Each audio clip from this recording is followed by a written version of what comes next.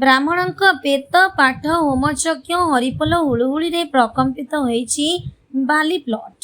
ପାରାଦୀପର ଏକମାତ୍ର ବୃହତ୍ତମ ମାଛ ବ୍ୟବସାୟର ପେଣ୍ଠସ୍ଥଳୀ 18 ବାଙ୍କି ବାଲି ପ୍ଲଟଠାରେ କାର୍ତ୍ତିକେଶ୍ୱର ମତ୍ସ୍ୟ ବ୍ୟବସାୟୀ ସଂଘ ତରଫରୁ 40 ବର୍ଷରେ ପଦାର୍ପଣ କରିଛନ୍ତି।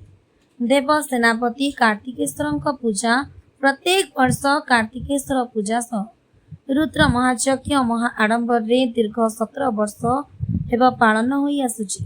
ଏହି ପୂଜାରେ ମତ୍ସ୍ୟ ବ୍ୟବସାୟୀ ଓ ସେମାନଙ୍କ ପରିବାରର ସମସ୍ତ ସଦସ୍ୟ ସାମିଲ ହୋଇ ରୁଦ୍ର ମହାଯଜ୍ଞରେ ଭଗବାନଙ୍କ ଆଶୀର୍ବାଦ ଲାଭ କରିବା ସହିତ ଭାଇଚାରାର ଏକ ନିଆରା ଉଦାହରଣ ସୃଷ୍ଟି କରିଥାନ୍ତି। ପାରାଦୀପରୁ ରାଜଦୀପ ବିଶ୍ୱାସଙ୍କ ରିପୋର୍ଟ, ଉତ୍କଳ ମିଡ଼ିଆ। ମୃତ୍ୟୁଞ୍ଜୟ ମହାପାତ୍ର, ମୁଁ ଏଠାରେ ନିମନ୍ତ୍ରଣ ବ୍ରାହ୍ମଣ ଭାବରେ ଆସିଛି। ଏ ଅନୁଷ୍ଠାନଟି ଦୀର୍ଘ 40 ବର୍ଷର ଅନୁଷ୍ଠାନ। ଯାହା ହେଉ ଭକ୍ତମାନଙ୍କର ଏ କମିଟିର ସାହାଯ୍ୟ ଆଉ ସହଯୋଗ ବଳରେ ଅନୁଷ୍ଠାନଟି ଯାହା ହେଉ ଉତ୍ତରୋତ୍ତର ଉନ୍ନତି କରୁଛି। ଏଠି ପଞ୍ଚଦିନାତ୍ମକ ଯଜ୍ଞ କର୍ମ ହେଉଛି, କାର୍ତ୍ତିକେଶ୍ୱର ପୂଜା ହେଉଛି ଏବଂ ରୁଦ୍ର ମହାଯଜ୍ଞ କରାଯାଉଛି। 6 ଦିନ ଲାଗି ଏଠି ଭକ୍ତ ସମାଗମ ମଧ୍ୟ ହେଉଛି, ଭଲ ଲାଗୁଛି। ମୁଁ ଅଞ୍ଜନ ସାମଲ, କାର୍ତ୍ତିକେଶ୍ୱର ମତ୍ସ୍ୟ ବ୍ୟବସାୟୀ ସଂଘର ଜଣେ ସଦସ୍ୟ। କେମିତି କ'ଣ ମାନେ ପୂଜା ତ ବ୍ରାହ୍ମଣମାନେ ଆସୁଛନ୍ତି, ପୂଜା ଅର୍ଚ୍ଚନା ଚାଲିଛି ଯାହା ଯଥାବିଧି ହିସାବରେ।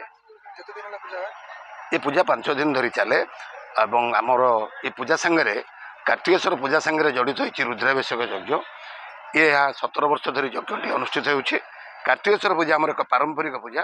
ବ୍ୟବସାୟର ଉନ୍ନତି ପାଇଁ ଆମର ସଂଘର ଭାଇମାନେ ଚିନ୍ତା କଲେ ଏକ ବାର୍ଷିକ ଉତ୍ସବ ପାଳନ କରିବା, ମାନେ ଏକତ୍ରିତ ହେବା, ଗୋଟିଏ ଜାଗାରେ ପୂଜା ଅର୍ଚ୍ଚନା କରି ବ୍ୟବସାୟ ବାଣିଜ୍ୟକୁ ଉତ୍ତରୋତ୍ତର କାମନା କରି ଆକୁ ବୃଦ୍ଧି କରିବା ପାଇଁ ଚିନ୍ତା କରି ଏ ପୂଜାକୁ ପ୍ରସାଦ ଠାକୁରଙ୍କର ଆମର ଯେଉଁ ପ୍ରସାଦ ନୀତି ପାରମ୍ପରିକ ରୀତି ହିସାବରେ ଫଳଭୋଗ ମଧ୍ୟ ବିତରଣ କରାଯାଏ, ଚରୁବର୍ଣ୍ଣ ଭୋଗ କରାଯାଏ ଏବଂ ବିଶେଷ କରି ଯେଉଁ ଭକ୍ତବୃନ୍ଦମାନେ ଅଛନ୍ତି କି ଅଞ୍ଚଳର ଅଧିବାସୀ ଏବଂ ବାହ୍ୟ ଅଞ୍ଚଳର ଆମ ସହିତ ଜଡ଼ିତ ବ୍ୟବସାୟ ସାଙ୍ଗରେ ଯେଉଁମାନେ ଜଡ଼ିତ ଅଛନ୍ତି, ଆମେ ସେମାନଙ୍କୁ ଆମନ୍ତ୍ରିତ କରୁ। ସେମାନଙ୍କୁ ପାରମ୍ପରିକ ରୀତି ଅନୁସାରେ ତାଙ୍କୁ ପ୍ରସାଦ ସେବନ ଅନ୍ନ ପ୍ରସାଦ କରାଯାଏ, ଚରୁବର୍ଣ୍ଣ ଭୋଗ କରାଯାଏ ଏବଂ ରୁଦ୍ରାଭିଷେକ ଯଜ୍ଞ ଦିନ ଆମେ ଅଭିଷେକ ଆମର ଏକ ଅନୁଷ୍ଠାନ ସଦୃଶ ହୋଇଛି, ଅଭିଷେକ ପାଳନ କରୁ।